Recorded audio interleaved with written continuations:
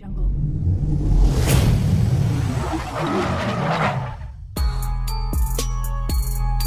So my goal for the day is to get this 97 Jeep Grand Cherokee lifted 2 inches by way of spring spacers in the front and coil springs in the back. I made this video as a realistic reference video for anyone that's never done this sort of thing before.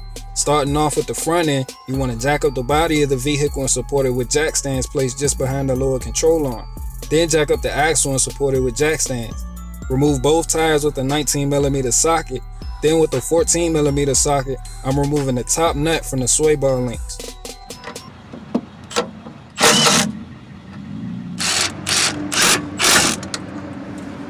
Next, I'm removing both front shock absorbers starting with the bottom end. I'm using a 13mm wrench to hold the bolt still while I use a 13mm deep socket to loosen the nuts.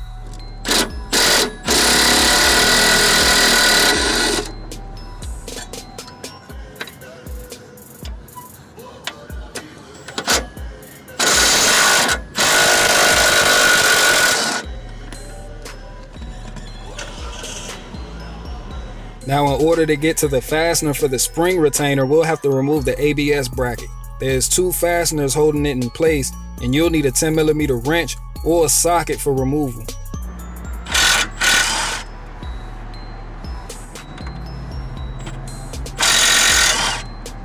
Now we have access to our spring retainer. I'm using a 13mm socket for removal.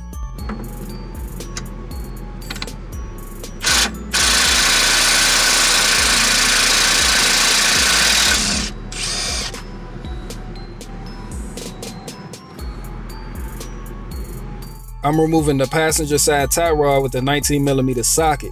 This step isn't absolutely necessary, but it allows the axle to drop lower without binding up on the steering linkage.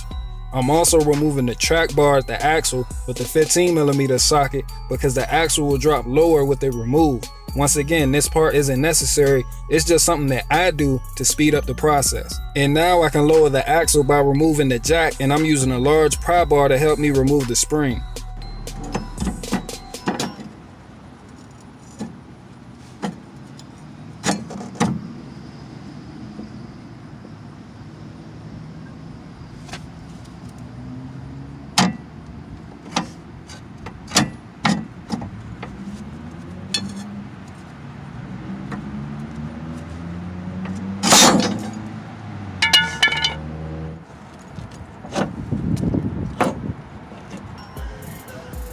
Next, remove the bump stop because in order to rest the spring spacer against the isolator, we'll have to remove this piece, which I'll be replacing another day.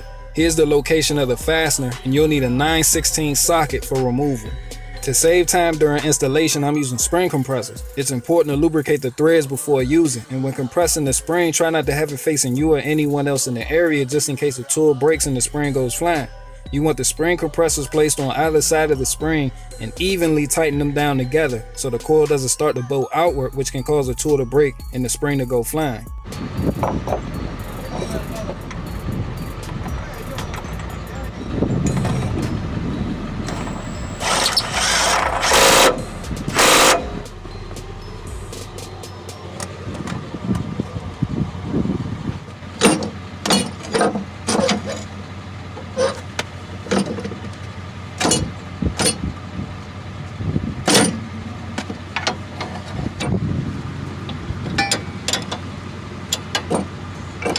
Once the spring is in, you want to rotate it so the bottom is seated correctly, and in order to completely remove the shock absorber, you'll need to pop the hood, and the nut is located on the side of the coolant tank.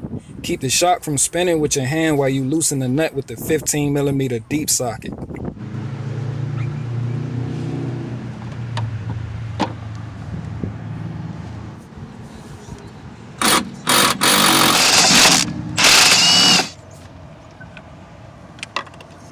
The driver's side shock absorber is the most difficult to get to because it's buried under the ABS. The easiest way to do this is by removing the windshield washer fluid reservoir. There's 2 fasteners on either side and you'll need a 10mm socket for removal.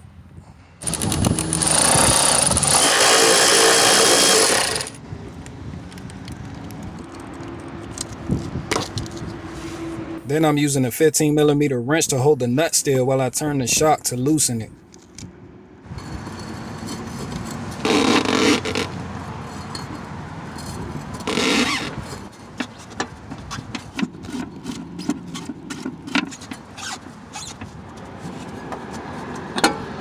Installation is reversal removal. Tighten everything back up, put the wheels on, and set the Jeep back on the ground. After this, you'll notice your track bar won't line up, so have someone turn the steering wheel until the holes line up, put the bolt back in, and fasten it down.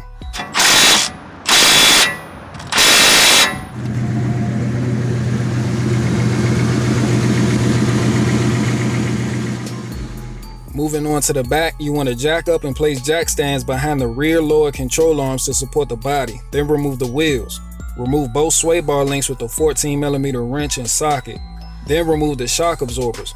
On the bottom end, you'll need an 18mm wrench for the nut and a 15mm socket for the bolt.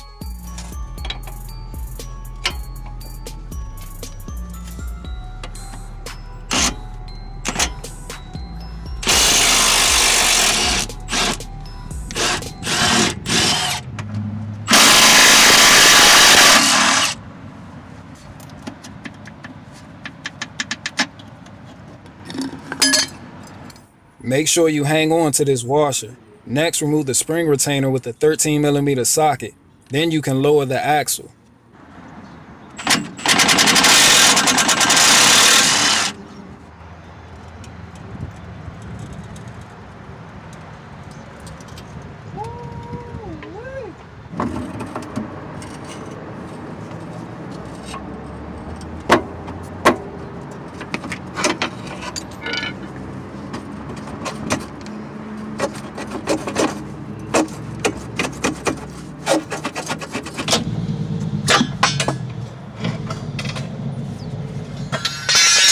So instead of using the 2-inch spacers that came with the Supreme Suspension's Budget Boost kit, I'm using these BDS 2-inch lift springs that's been sitting in my closet collecting dust. Side by side, you can see the difference in height.